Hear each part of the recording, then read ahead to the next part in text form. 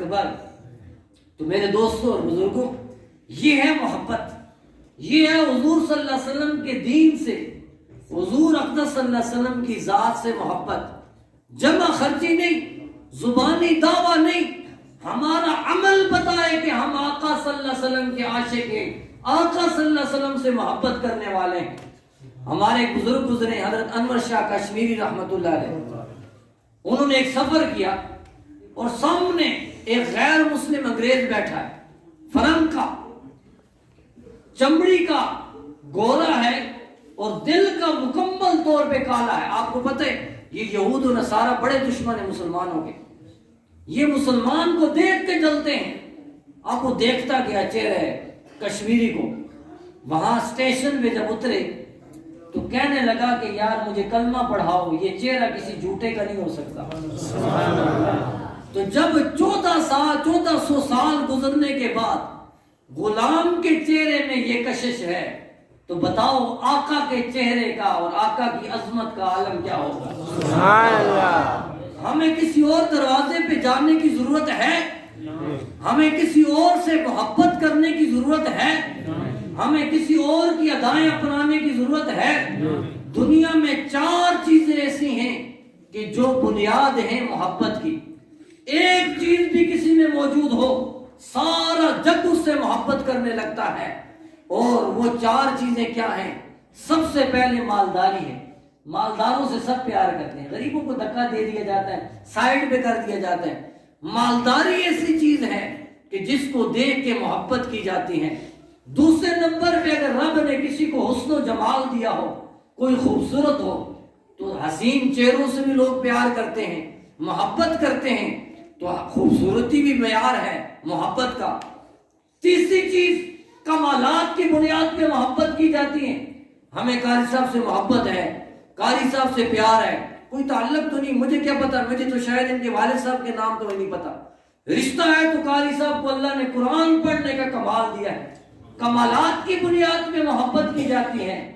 اور چوتھی چیز ہے نوال، احسان کی بنیاد پہ. آپ کے اوپر کوئی احسان کر دے، بار بار جب وہ احسان کرتا ہے تو آپ کو اس سے محبت ہو جاتی ہے کہ یار یہ بندہ فرشتہ ہے کہ میری ضروریات پوری کرتا ہے، میرے اوپر احسان کرتا ہے. اب ان کسی لوگوں میں تو ایک ایک چیز ہوتی ہے، آقا میں 4 چیزیں بطریق اتم اور درجہ کمال تک پہنچی ہوئی تھی. ایک مثال دے دوں اگر آپ اجازت. ویسے تو تھک کے جی اجازت دیکھیں، میں تو حضرت قاری صاحب کے پاس آ جاتا ہوں، آتا رہتا ہوں. اس کو نیکسٹ میٹنگ پہ چھوڑ دیتے ہیں اگر آپ تھک گئے ہیں تو اگلی میٹنگ پہ سنا دو. پہلی چیز مالداری ہے. اس تناظر میں آقا کو دیکھتے ہیں تو ہم تو ان مالداروں سے محبت کرتے ہیں نا جو مالدار ہوتے ہیں لیکن کبھی خرچ نہیں کرتے، عیدوں میں بھی خرچ نہیں کرتے، لیکن ہمیں پیار ہوتا ہے یار اس کی کوٹھی بہت بڑی ہے، بنگلہ بہت بڑا ہے، گاڑی بہت بڑی، چلو کبھی کام آ جائے گا. امید کی بنیاد پہ کہ شاید کام آ جائے، اس بنیاد پہ بھی محبت کر رہے ہوتے ہیں. لیکن میرے آقا وہ مالدار تھے کہ سونے چاندی کے ڈھیر لگ جاتے تھے، شام کو سارا مسجد نبوی سے غریبوں کے اندر تقسیم کر کے خرچ کر کے واپس گھر لوٹتے تھے. ایک درہم بھی گھر لے کے نہیں جاتے تھے. اپنے گھر میں ایک مہینہ چولہا بھی نہیں جلا، لیکن حال یہ ہے کہ دروازے سے کبھی سائل خالی بھی نہیں لوٹا. سبحان اللہ. جو ہوا گھر میں اٹھا کے سائل کو دے دیا.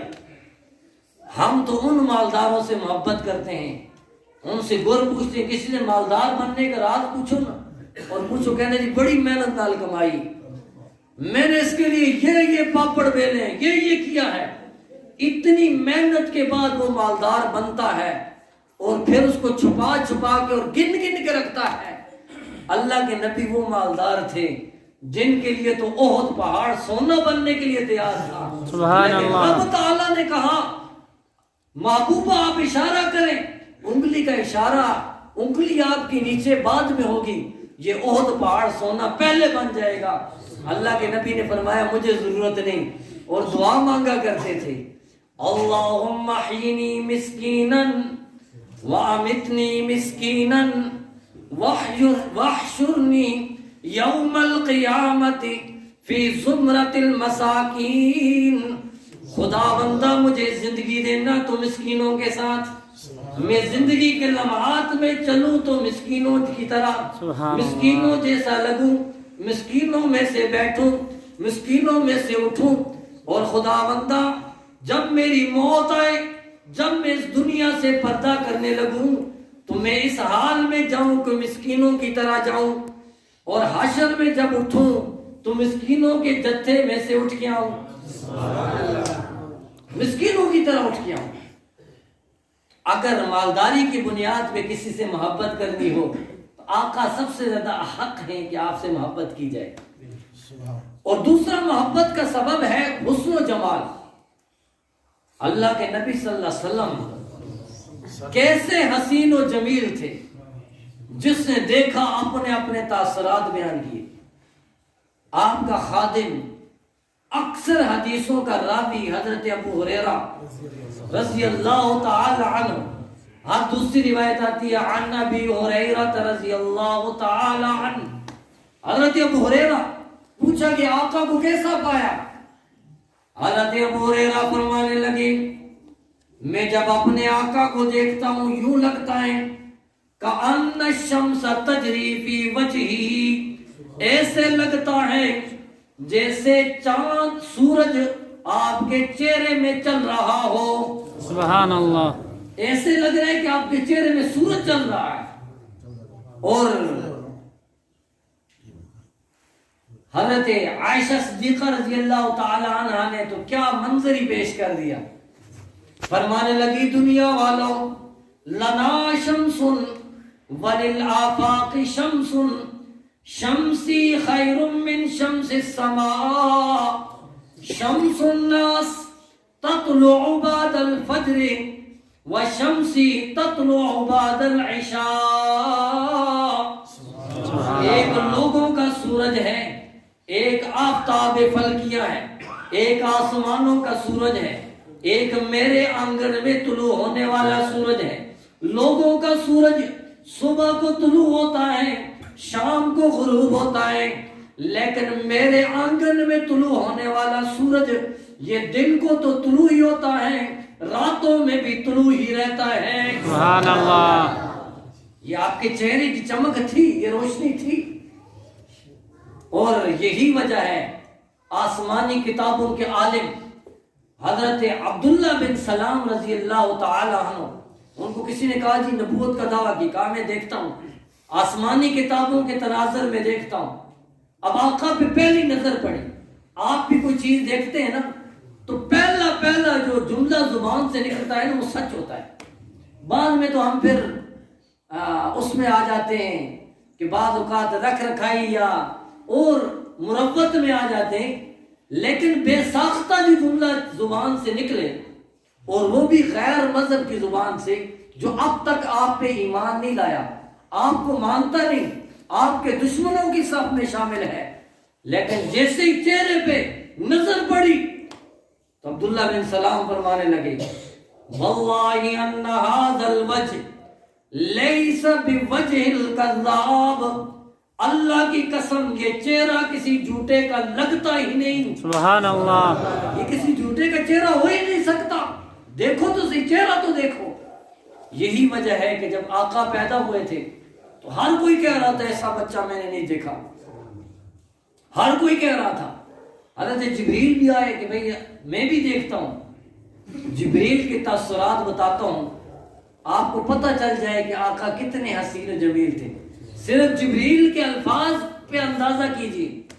حضرت جبریل واپس لوٹتے ہیں، بارگاہ عزتی میں عرض کرتے ہیں خدا بندہ قلبت مشارق الارض و مغاربہا، خدا بندہ میں نے مشرق بھی دیکھی ہیں، میں نے مغرب بھی دیکھی ہیں، میں نے شمال بھی دیکھا ہے، میں نے جنوب بھی دیکھا ہے، میں نے کائنات انسانی کا ایک ایک فرد دیکھا ہے، میں نے روئے زمین کا چپا چپا دیکھا ہے، میں نے جنت میں آدم صفی اللہ کو دیکھا ہے، میں نے طوفان کی موجوں میں نوح علیہ السلام کو اپنے بیٹے کو تبلیغ کرتے دیکھا ہے، میں نے آتش نمرود میں ابراہیم کا جوش تبلیغ دیکھا ہے، جوش توحید دیکھا ہے، میں نے حضرت سلیمان علیہ السلام کی تخت پہ فضاؤں پہ اڑتے ہوئے سلطنت دیکھی ہے، میں نے حضرت داؤد علیہ السلام کے فیصلے دیکھے، میں نے پنگوڑے میں عیسیٰ روح اللہ کو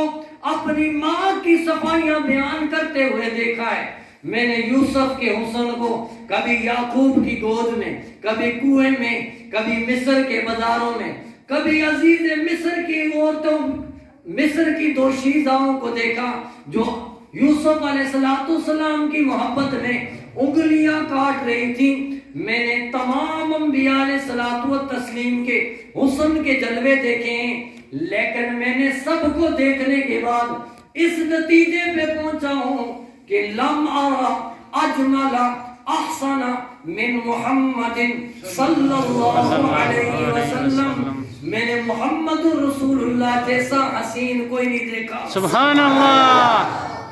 اللہ نے فرمایا تو دیکھتا کیسے، میں نے بنایا ہی نہیں۔